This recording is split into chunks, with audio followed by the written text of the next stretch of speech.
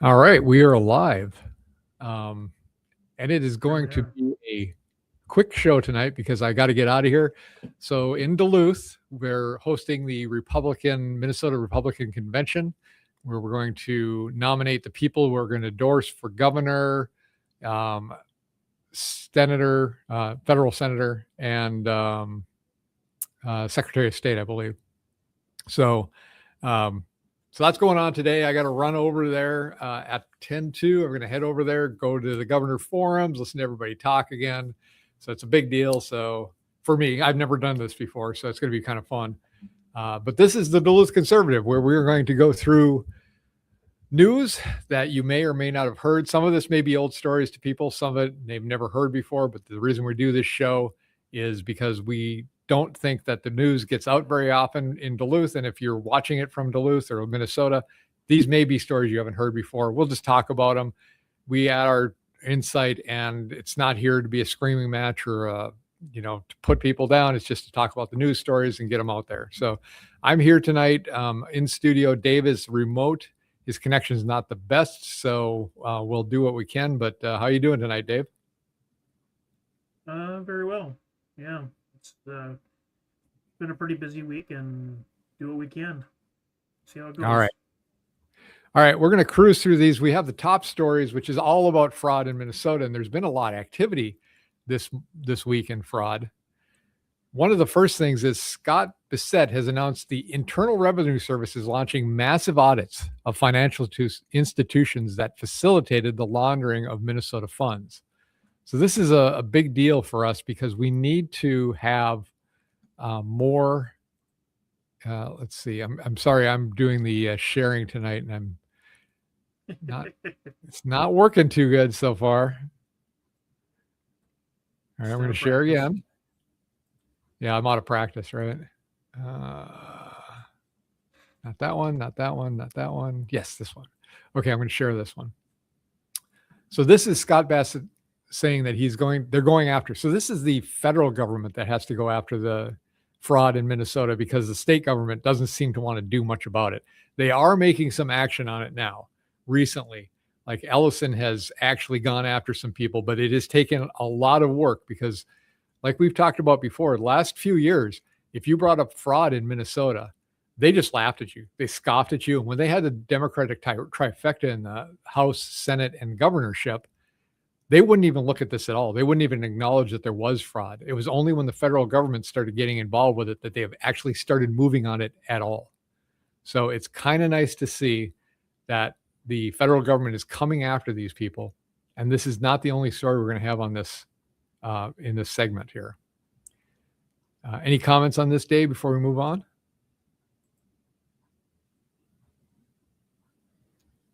The only one I noted is there's the TPS USA news reporter was assaulted in front of the ICE office. As soon as they found out she was from TP USA, they assaulted her. Well, the local government wouldn't press charges on these people. The federal had to come in and press charges on these people. So it does show you what kind of how useless our attorney general is, and same with Bloody Mary. She's in the same boat. So it's kind of a pattern. It's good the feds are stepping in. Right. Yeah, I agree. So it's nice to see it. And here's some kind of case in point here. This Minnesota judge, Nancy Brazel, just sentenced a Somali Feed Our Future fraudster who stole $5.6 million to 6 months in prison. There is a amount of money that you could give me to spend time in prison, and 5.6 million might cover it.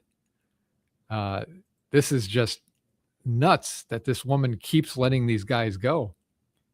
So 1 year sentence after she gave another Somali fraudster a 1 year sentence. So let's listen to this, 12 seconds. Ms. Jama, do you have any comment? Judge Nancy Brazel said that Zamzam Jama was one of the least culpable defendants, and she doesn't think that she'll see Jama back in federal court for another crime.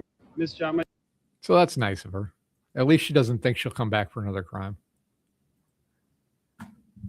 Well, but if ICE deports her, yeah, she won't be able to. That's true. And we have another one where 2 women have been arrested. I'm going to share this one too. Boy, I like it a lot better when you do this, Dave, because it really is tough for me to do both. So these women gamed autism services programs to the tune of millions. These 2 Minnesota residents, who I'm guessing are from Somalia. They look like they might have been born there, given these names. And I don't have any dollars for taking care of billions and billions of dollars. And I just said, he said, you haven't seen anything yet. Just said that. And, if he does really great, we'll have a balanced budget without having to do anything. This is the kind of money they stole. They're crooks. They're thieves. And I hope that Todd is going to do a real job. These are crooked people. These are thieves. This isn't like a mistake. Just talking about one person, he got hundreds of thousands, millions of dollars for securing one man, for taking care of one elderly man. He was a service. He got paid millions of dollars for taking care of one man. Total crook. They're all crooks. The Somalians, what they've done to Minnesota, the Somalians, they're crooked as hell. Ilhan Omar, crooked as hell. They're all crooks. And we got them. Now we're putting the clamps on. But boy, I tell you, that's an impressive group of guys that you have behind you. So I will be happy to actually see it. We've talked about this before. They talk about, we're going to do it. We're going to take care of it. We actually want to see people in jail. And these 2 got arrested, which is great to see. It sounds like Ilhan Omar is going to face some consequences pretty soon. That would be nice to see as well. Yeah, it'd be nice if we quit talking about it and do something. Yeah, right. Let's see some action here. And Omar herself is kind of brushing this off. I have not seen somebody with this kind of arrogance in a long time. She thinks she's untouchable. So she's going around, and let me just share this. I'm sorry. I am just inept at this. So Omar shrugs off Nancy Mace's bill to ban her, other foreign-born polls from Congress. So she seems to be untouchable, and the problem is, I think she might be right. She has not faced any consequences. They've talked about having all this evidence about her being fraudulent about her immigration status and her immigration papers. They've talked about her illegally marrying her brother, which I don't know if she did that or not, but they've talked about all this stuff and they say they have evidence, but I have not seen her face any consequences yet. I'm really looking forward to her facing some consequences. If she came in here illegally, they could actually repatriate her back to her own country. If Somalia doesn't want her anymore either. Oh, they kicked her family out. Right, yeah. So if she went back, they would just try her and throw her in jail. So yeah, I don't think she's going to last very long if she goes there. Right. No. So now I have another story here. It's Minnesota sent taxpayer money to a healthcare company for 26 years. Nick Shirley went to the address. It doesn't exist. So that's possibly 26 years of Minnesota funding somebody with no office, no staff, no operation. And if it has been going on that long, like Trump said, we might just have a balanced budget if we can just eliminate all this. Just eliminating the fraud going out the door could balance our budget, let alone getting any of this money back. It's unbelievable how much they've taken advantage of the taxpayers in Minnesota. So to put this in perspective, you're going to work. You're working till mid-April for the government before you start earning money for yourself if you work all year long. And what you've been doing is paying that to people who just rip it off and live in luxurious lifestyles, millions of dollars.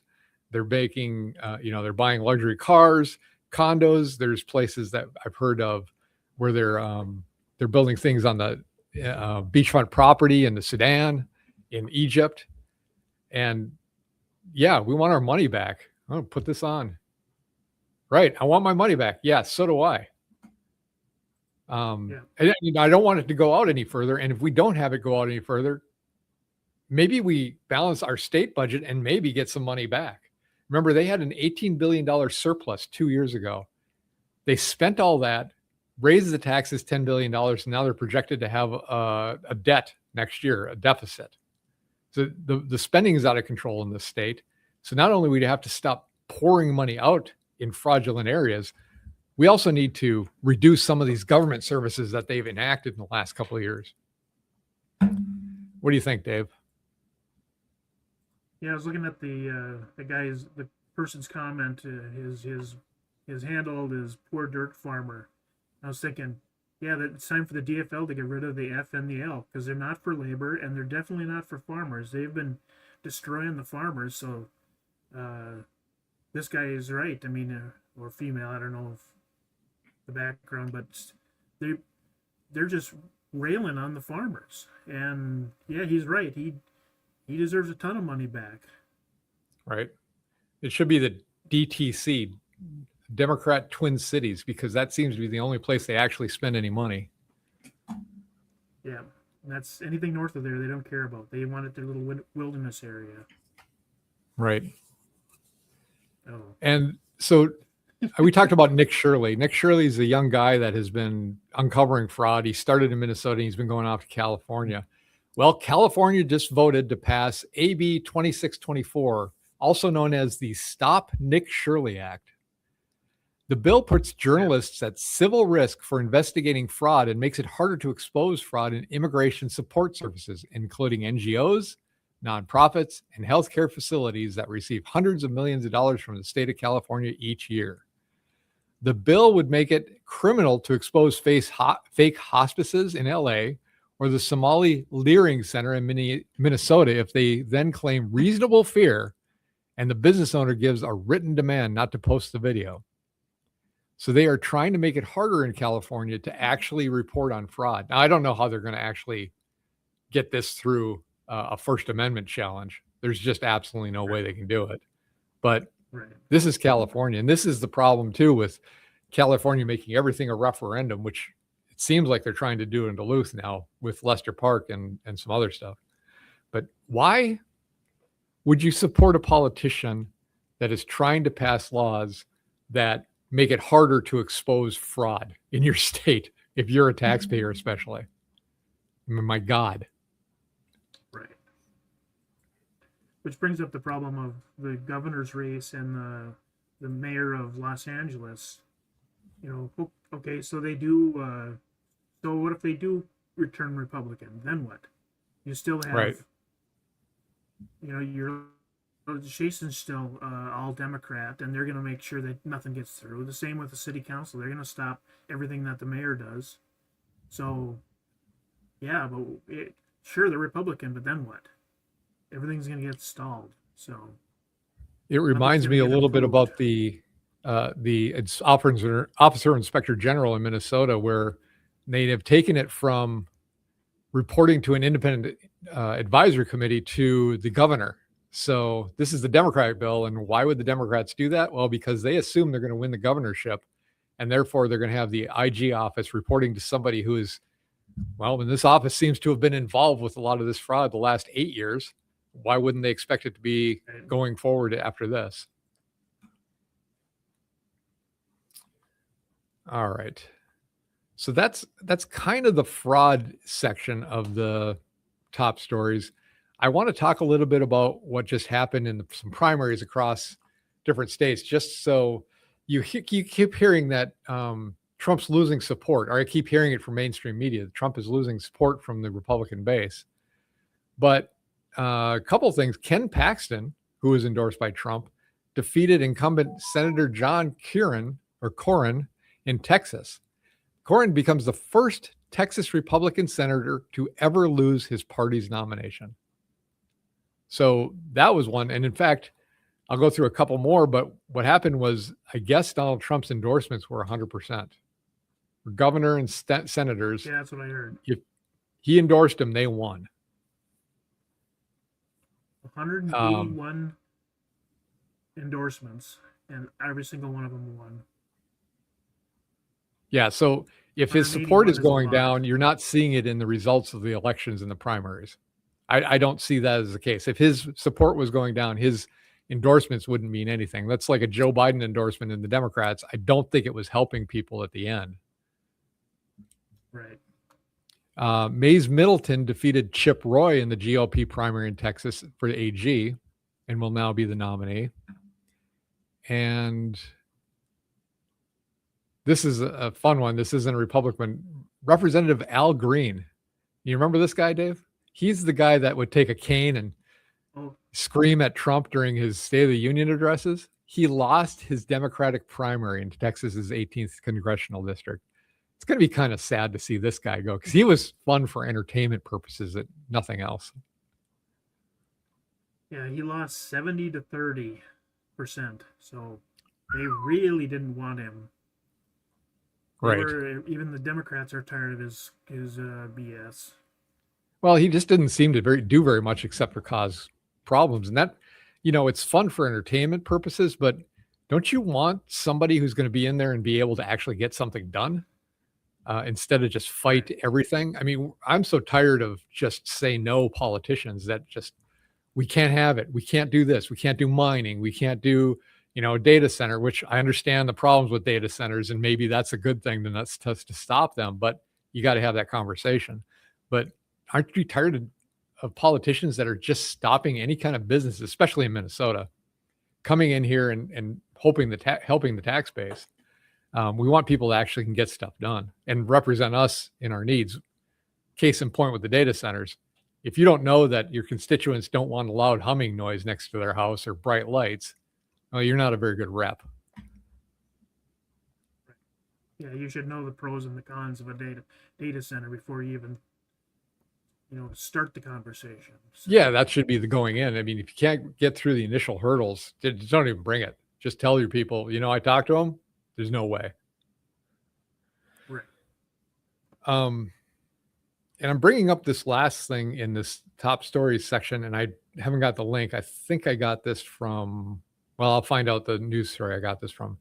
There's a woman that is coming around and she's saying, be loud in your dissent, defending the First Amendment. She says she's discussing the First Amendment and Constitution. She said it's under attack. So I agree. You need to protect the First Amendment. She's the CEO of North Dakota News Corporation, and she's a staunch advocate for the First Amendment rights. And she said, we've seen growing suppression of dissent. Activists and academics are being arrested and deported. That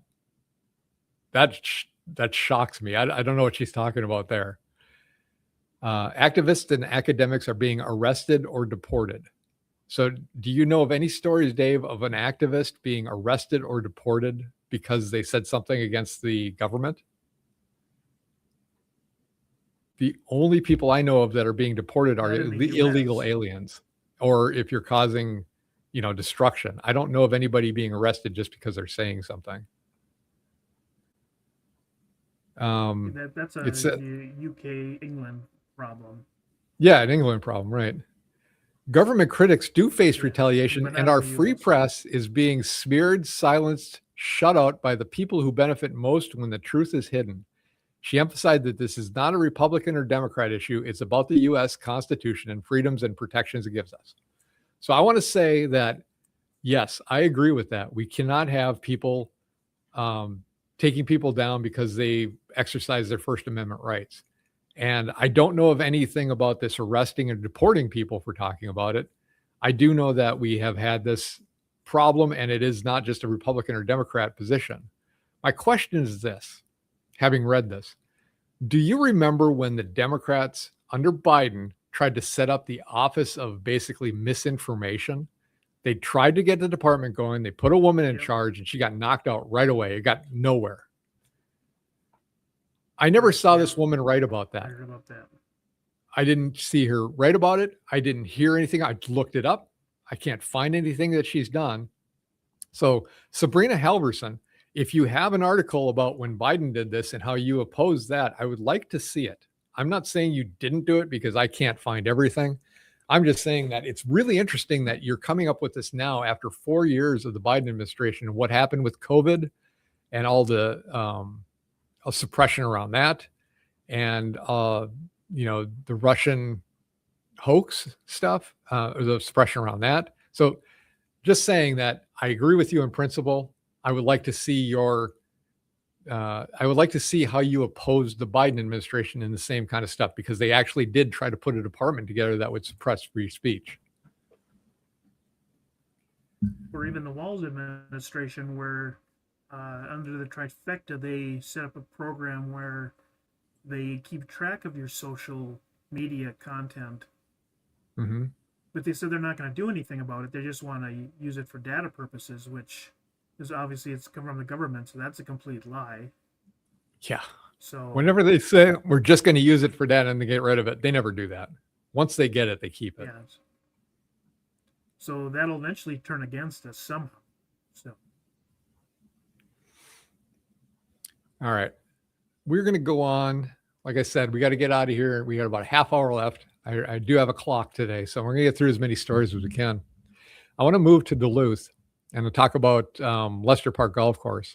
So there was a new survey, and it said that Gene Moses noted that early input shows a clear priority among residents. There's overwhelming support for keeping as much space as possible for outdoor recreation and natural resource preservation.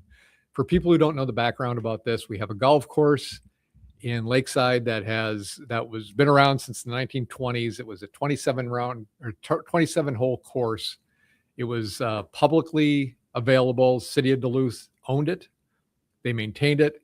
It got shut down a few years ago. It was basically because Emily Larson wanted to sell all that land and get low-income housing into the area. And so she made sure that the place could shut down, and it did.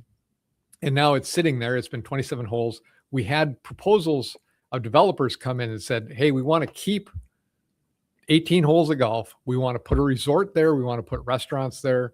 We want to put housing around it. And it would be multi-level housing. So it'd be one-person houses and then up to bigger houses. They'd be all on the golf course. It would be a privately held course, but it would be open to the public. And we projected it would be about $10 million of revenue a year for Duluth.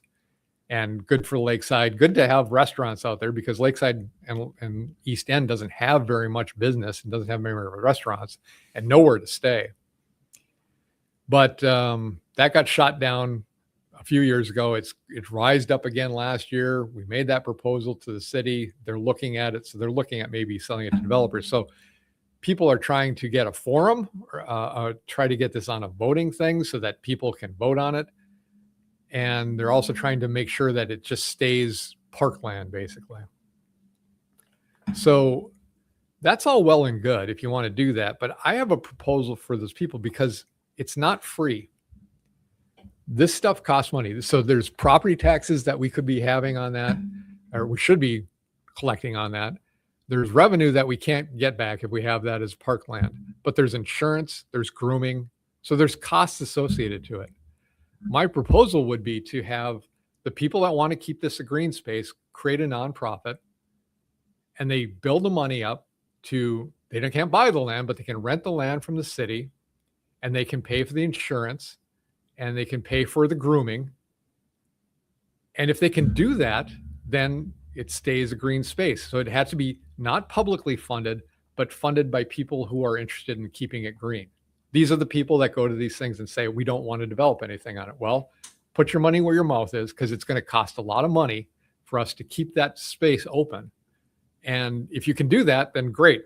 You're paying for the property taxes, you're paying for the lease, you're paying for the grooming, and you're paying for the insurance. That's big. That's the big stuff.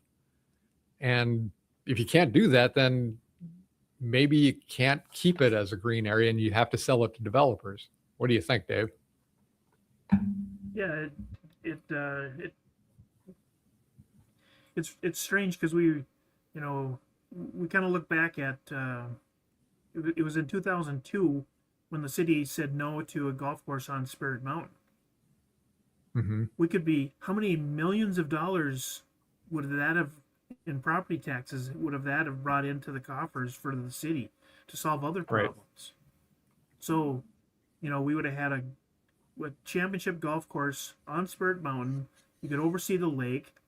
You could charge a huge amount of money for it. It'd be profitable. You get property taxes, and then with putting another bookend on Leicester Park on the other side, we would have, you'd have millions of property taxes coming from that. Not just And the property city just taxes says too, no. right? Restaurant, we crank up the Sales lodging tax? taxes. We'd have a Yeah. lot of money coming into the city if we were to do that. And it wouldn't be like it's not a brand new thing. We have a golf course on there already. One of the guys that was opposed to this, that wants it all Greenland, he said, well, we have to make sure it won't run off into Leicester River. Of course we do. But you know what? There's a golf course on there already, and it's not running into Leicester River because it's not sloped that way. So why don't we get this benefit on the east side? Like you said, it's a bookend to the city, because that's basically after you go out there, you're on the highway and you're going up the North Shore. Have some restaurants, have a lodging area, get some tax money, make it good for the economy, it's not going to be oppressive to the people that live out there because the traffic already went out there and it's separated off from the housing. So I just don't understand the static on this. We have a lot of green space around this city. It's time to And bolster our city a little bit. yeah, and why is the city so against progress? I mean, they killed all the manufacturing in Duluth, like with Lucci's, restaurant manufacturing when he was doing his frozen food, and they've killed that. They ran him out of town. Yeah, they drove him. Superwood, His that was business is unreal. out. They drove his business down to Yeah. what, Florida, I think, right? Yeah, and then Superwood they were on Railroad Street down. They basically threw them out of the city, and now they won't even replace it with a tourist thing, which they want the city to be. You had two golf courses that could have been making millions of dollars, and have housing and restaurants and golf, and they've killed both of them.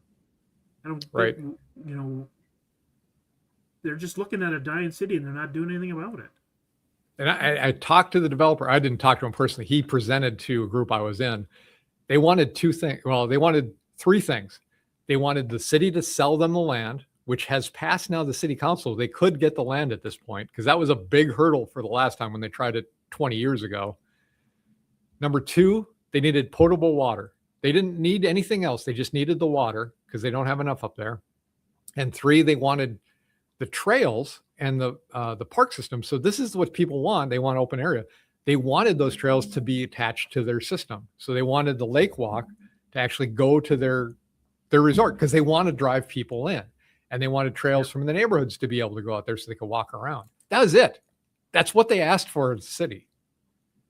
And if they would have done it right, the city could have done that. And they also put a time limit on it and said, you have to show, progress points along the way, and say, if you don't hit these progress points, there's going to be penalties of some sort. And if you can't get it done, we get the land back, and all the money you paid into us is gone. You lose it all. That incents them to get it done. And it gives us a way to get the land back, and not just have, what we have on the Central Hill, where Old Central was, where they demolished a building and now it just sits there. Right.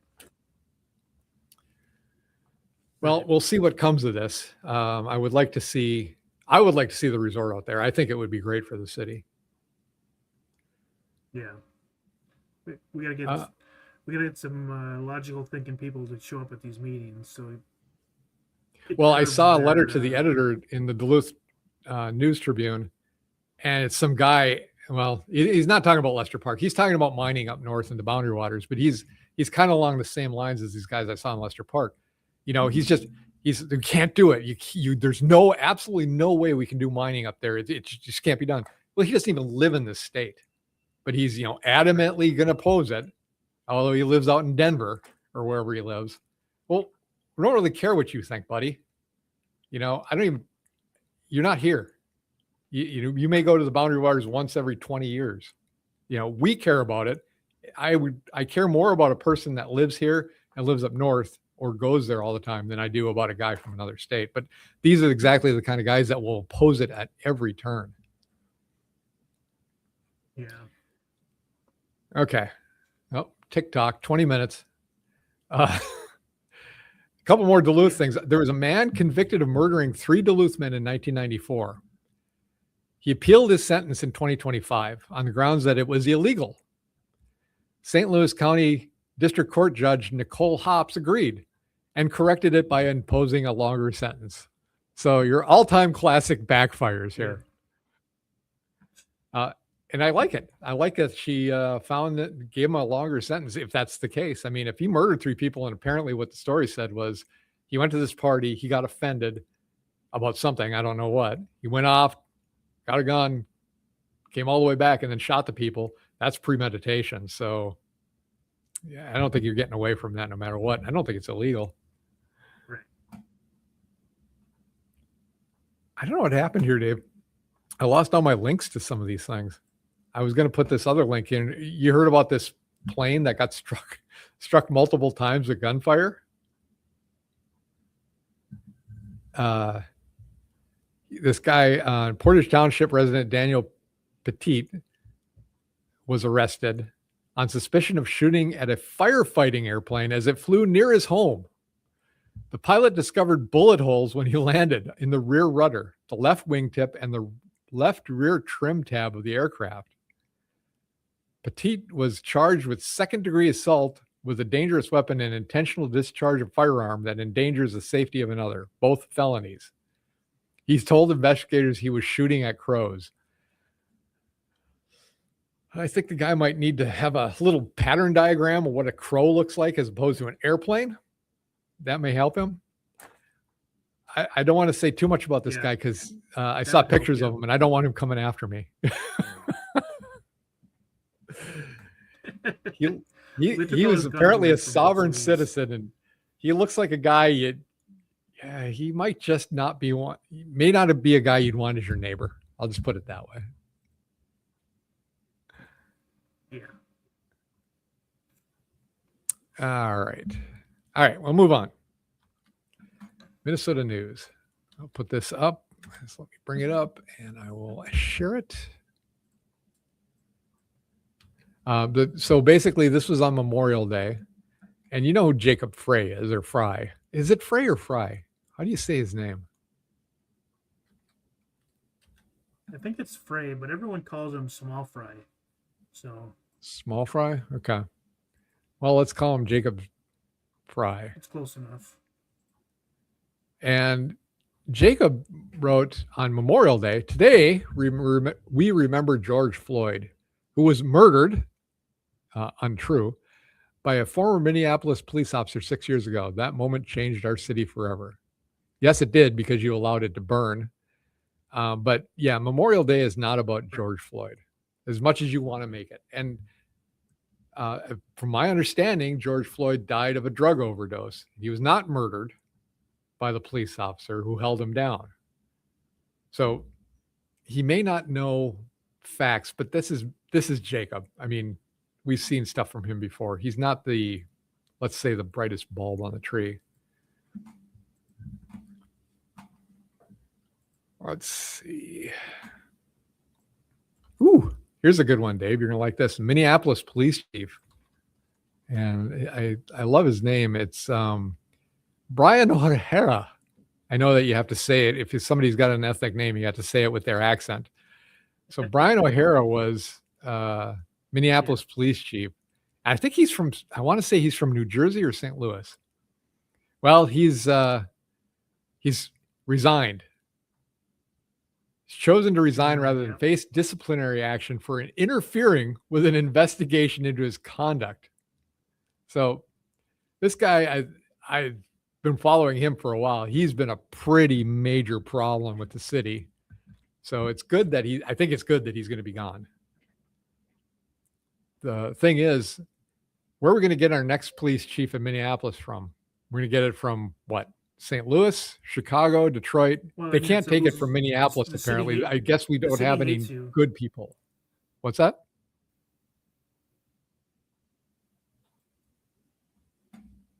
Well, the governor hates you, the mayor hates you, the city council hates you. What a horrible job to be in. Everything you do is going to be wrong, and they want you to do everything wrong.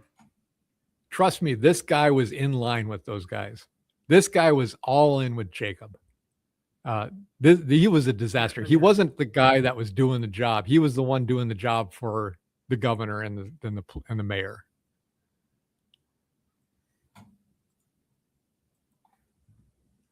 So I'm glad he's gone, and I'm just wondering where they're going to get the next person from. He did what he was told by the mayor. So Yes. Let's see. What's this next one? 3,400 acres of forest to be returned to Fond du Lac Band. So the Cloquet Forestry Center is being returned. Is this the bill that we talked about last week that is, we not only give back a large chunk of land, but we pay for it too with millions of dollars?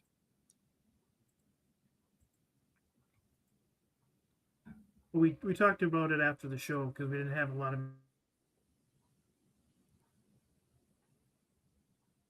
information on it. But yeah, this is the bill. It got jammed into the omnibus bill.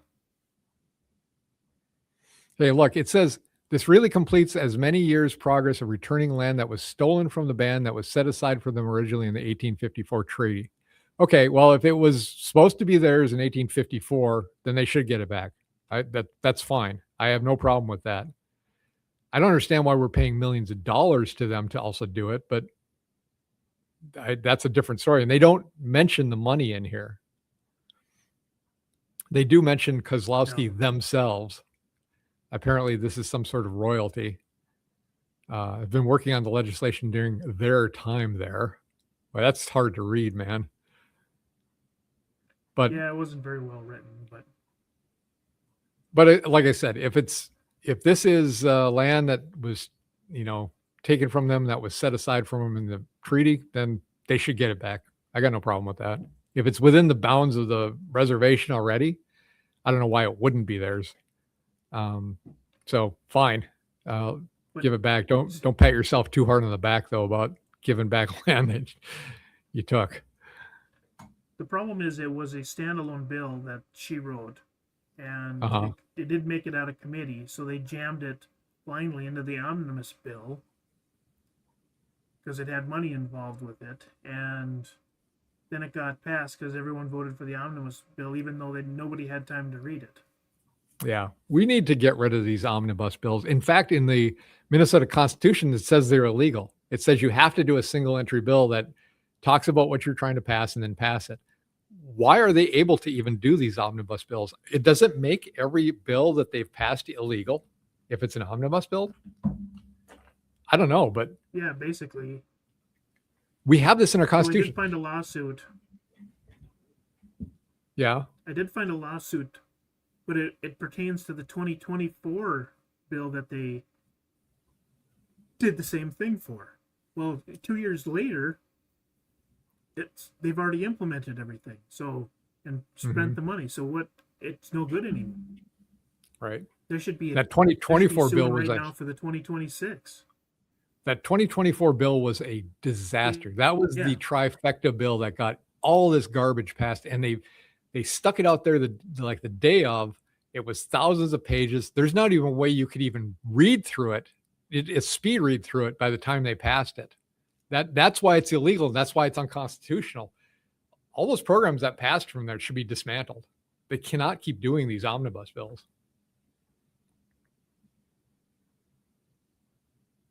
Yeah, so they need to sue a lot faster. Okay. We'll move on to Minnesota news. Oh man, we got a lot of stuff to still do.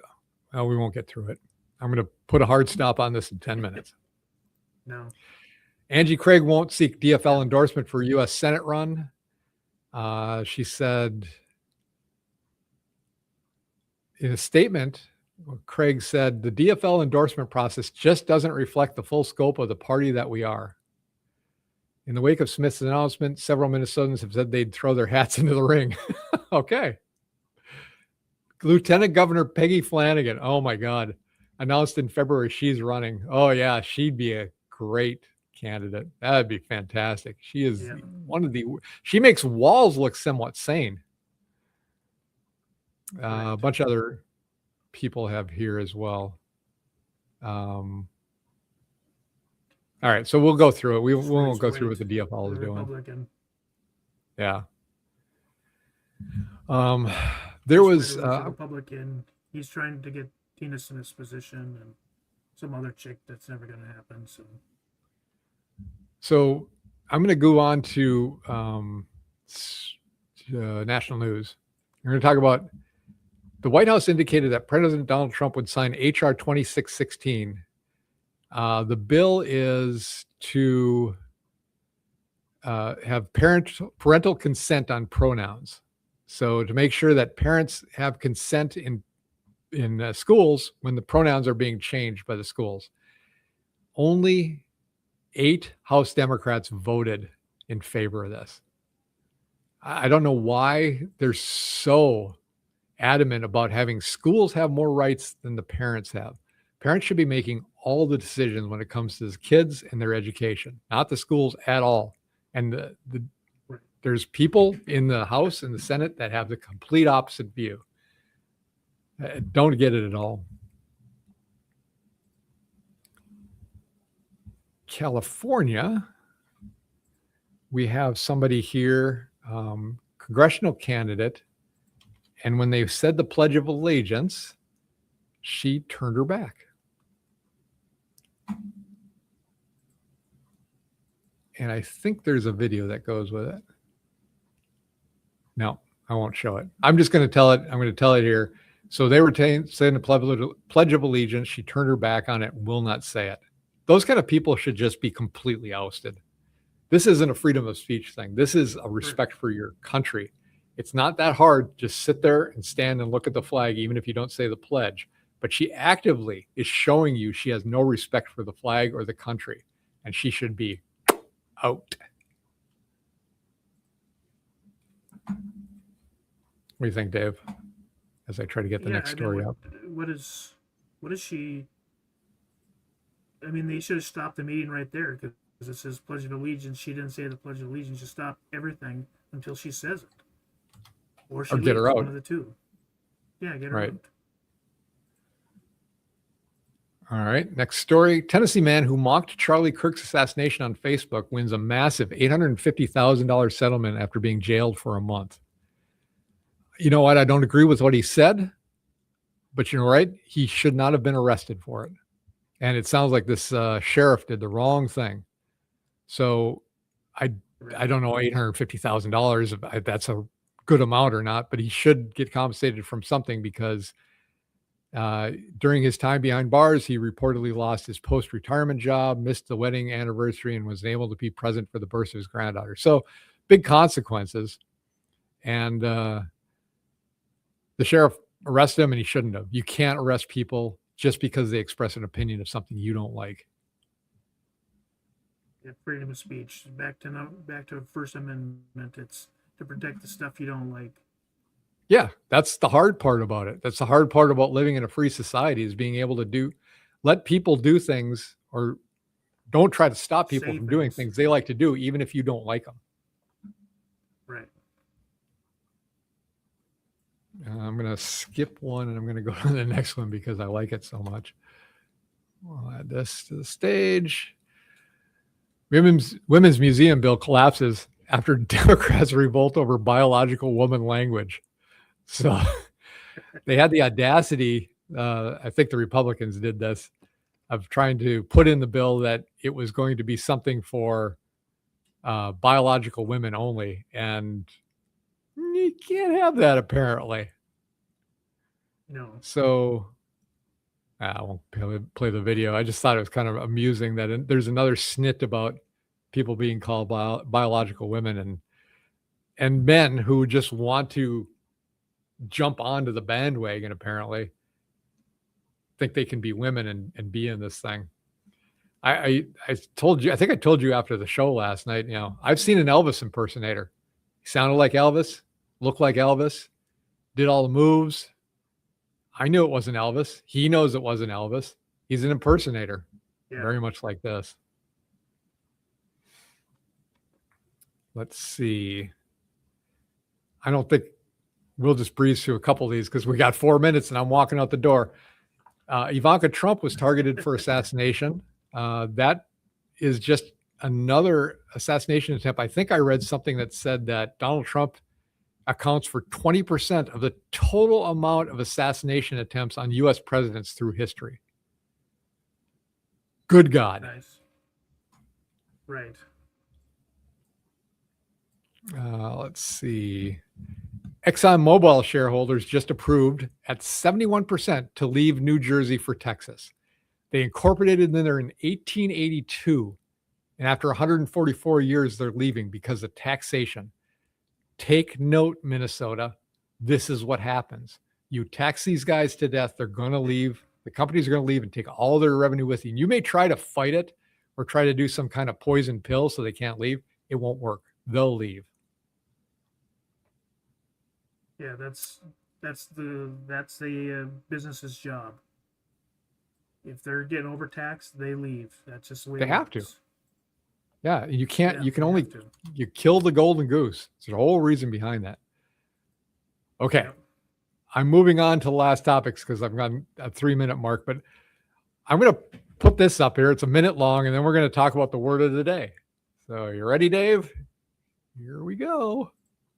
And this starts in 1993 and goes to 2018. This great country of ours is moving very rapidly in the direction of oligarchy. The United States of America today is increasingly becoming an oligarchy. More and more moving toward an oligarchy. We are moving in the direction of oligarchy. We will move even more rapidly in the direction of an oligarchy. This great country is evolving into an oligarchic society.